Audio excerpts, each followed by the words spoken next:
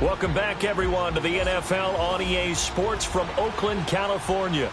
We're on to the fourth quarter, and it's the Raiders who are currently in control of the football.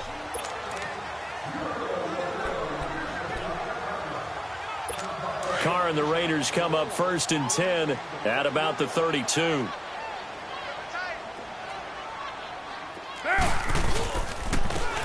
they'll try the ground game here with the running back. And he is met in his tracks behind the line of scrimmage. That's going to go as a loss of a yard, and it'll be 2nd down. Well, Brandon, pace comes into play now because they've got the advantage. They've got the football, but they've got to be very careful about what speed they're going to play. You know, my music teacher back in New Paltz, Mrs. Bythema Bagley, used to say, don't go prestissimo when you really want to go largo. And what she meant by that is don't go too fast when you really want to go at a nice, slow, deliberate pace. I am speechless. I am without speech. Here's Carr to throw. He's going to loft one deep left side here. So the long attempt falls innocently to the ground, and it brings up 3rd. Despite the lead here in the 4th, they're still taking shots. Not content to sit on this lead at all. And to me, it raises the question of what's right in this game nowadays. Do you sit on the ball and run it because you have enough of a lead? Or do you try and extend it because you always feel like the other team can come back? Extend it. Have some fun. The Raiders on 3rd down. 5 out of 9 thus far. This is 3rd and 11. Get down, get down. You're wide, 88. From the gun, it's Carr. And he's able to take this one up to the 35-yard line. It'll be a 3-yard gain, and that'll bring up 4th down. Here's Dustin Colquitt now, as he's on to punt for the 4th time tonight. Now it's Baldwin. Give him 11 yards that time on the return, and the Browns will take over 1st and 10. And now Cleveland geared up to take the field.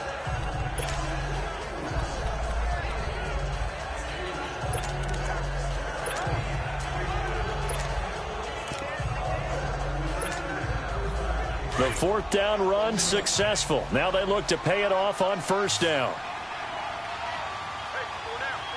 Now let's go. 3-19.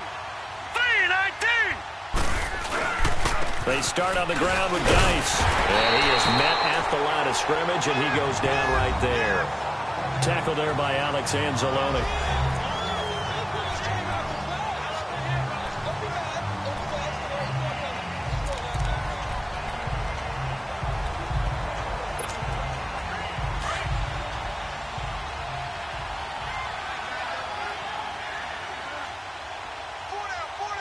All right, here we go.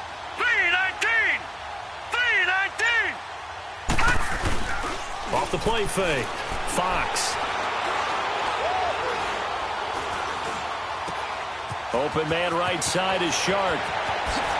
And able to rip off a big chunk of yardage before being dropped inside the 40. An excellent pickup of 34 yards. Well, partner, I'm not sure how this drive's going to end, but how about the way they flip field position there? A nice attacking play that picked up a heck of a chunk of yardage. On 1st and 10, Fox. He couldn't quite hold it. Got hit. Ball pops out. Incomplete. Another wayward pass. You know, things started out poorly in this game, and to be frank, they just really haven't gotten much better. And all that does is embolden a secondary. They feel good about what's going on, and they just play better and better. Off play action. Fox. And that one almost intercepted. Far too loose with the football here. Nearly a 4th pick. And it's 3rd down. He started out having some troubles back in the first half connecting with his receivers. Really hasn't gotten a whole lot better. Yeah, he's at less than 50%, and you and I both know that just won't do. So I would think about spreading things out, putting it on the receivers, make them win those one-on-one battles on the perimeter and find their way open. Now they face a 3rd and 10 after back-to-back incompletions.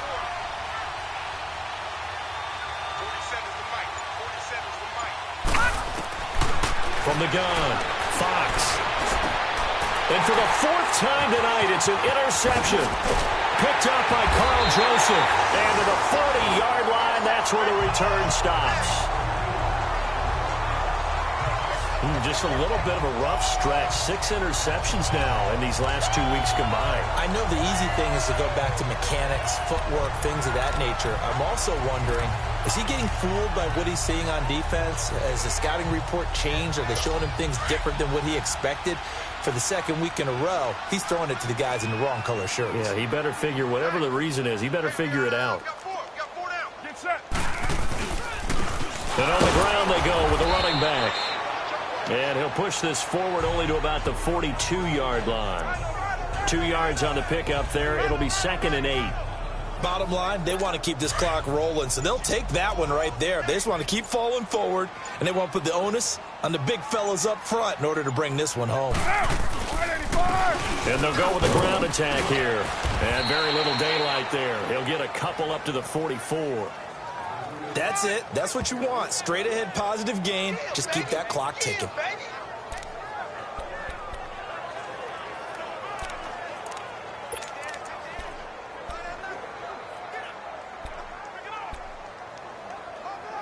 The Raiders on 3rd down. They've hit on half of them, 5 for 10. This will be 3rd and 6. Now Carr. Firing quickly here, and that's complete. And he's able to the yard line. 60 catches for him now on the year. This last one, a first down.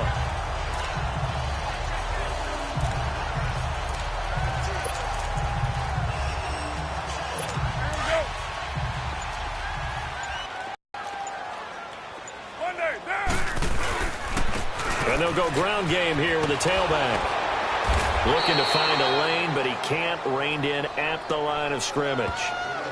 No gain on the play there. 2nd down. Off the corner. Where'd he come from? Well, I guess he came off the corner, but really nice play. I like when you're able to pose a question and answer it at the same time. That's exactly where he came from, but it's not something that you normally see. Most of the time, we're thinking about those guys covering pass catchers. In this case, he was a big factor in the run game. No gain. It's a gain of 5 on the play, and that's going to bring up a 3rd down. And when you have a guy in the backfield who can catch the football, you don't just use him strictly for checkdowns or dump-offs. You make him part of the primary passing attack, because what you're trying to do is get him into open field and then let him make people miss and advance the football. Throwing his car on 3rd down. And he's going to go down. They get to him back at the 40. Great job defensively. I think he was trying to go through his progressions, find someone to get rid of the football. Before he knew it, he was on his back. So that just brings us right back to what you said in the beginning. A great job defensively. Nowhere to go with the football. That led to the sack. And this is good from 57 yards out. That was bombs away right there. So it's 3 more points, and that widens this thing out even further here in the 4th. And you know in this league, you can never have enough points, but this widens it out, as you said, and now it's all about ball control, isn't it?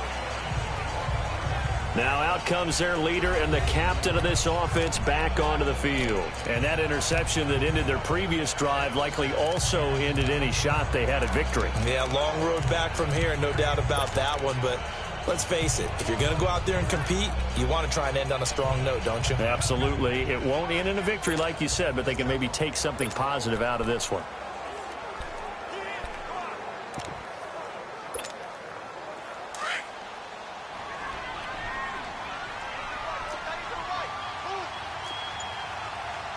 Detroit! Detroit!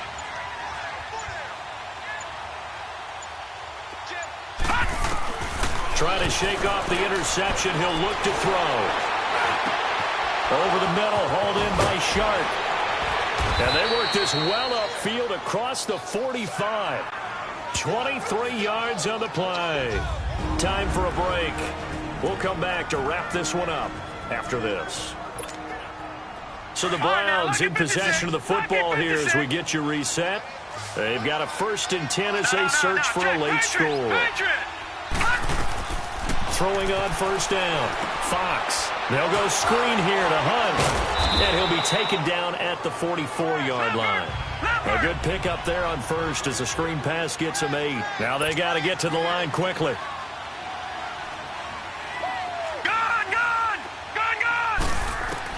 To throw on second down, Fox. That is caught by the former Gator, Antonio Callaway. And he's corralled, but not before getting it inside the 35. The Browns' passing game finding its stride. They've got another first down.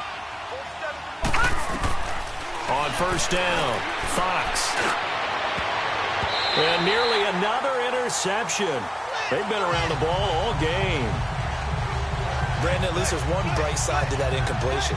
What's that? It wasn't an interception. Wow. You're a nice guy. That was kind of savage. But correct. No pick, just incomplete that time. 2nd and 10 from the 33-yard line. Back to the air on second down. Fox. He's got his man on the crossing route. And inside the 20 before he's brought down. The Browns' passing game finding its stride. They've got another first down.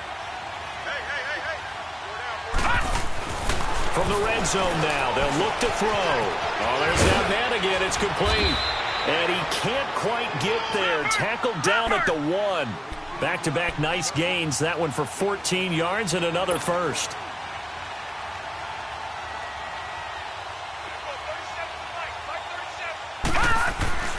They'll stick with the passing game as he looks to throw. Under pressure now, and he's going to go down. Sacked back around the 8. Matt Milano leading the surge there. He drops him for a loss of 6. Looking to throw on second down. Fox. And this is caught. Touchdown, Cleveland. Damian Ratley with touchdown number 7 on the year. And the Browns get a score closer. And yeah, that touchdown counts for their team, but I think it counts more for the fantasy guys, doesn't it? Yeah, it's just something maybe positive to look at on film, but this one's over, let's be honest. Yeah, I agree with you totally on that one.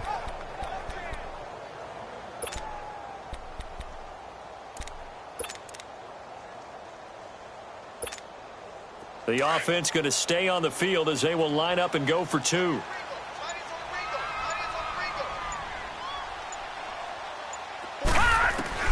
Operating from the gun, Fox. And this one's incomplete.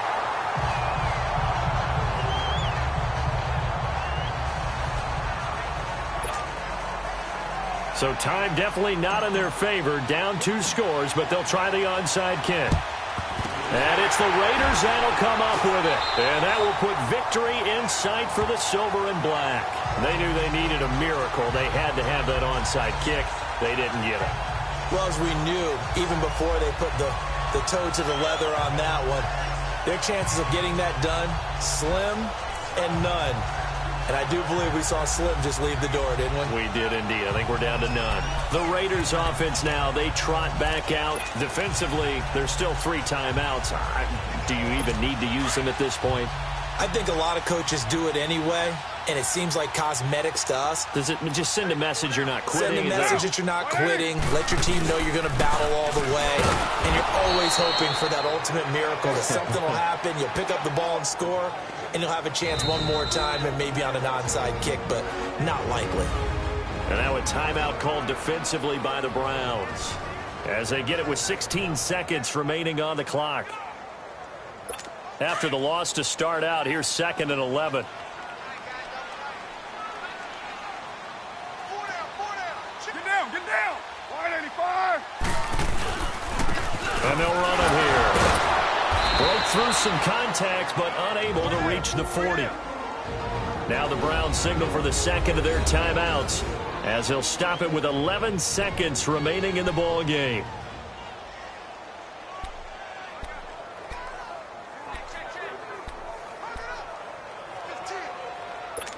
The first down line at the 34 here on 3rd down.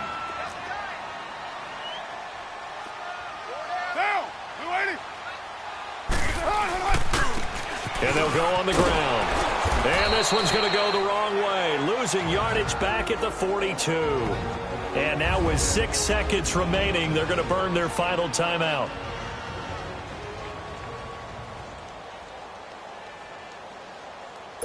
And with things looking pretty good on the scoreboard, they're going to keep the offense out there and go for it here on 4th.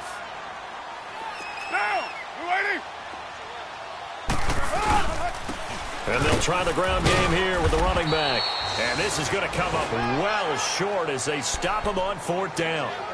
The Raiders try it on 4th down, but to no avail. And this Browns defense stands tall.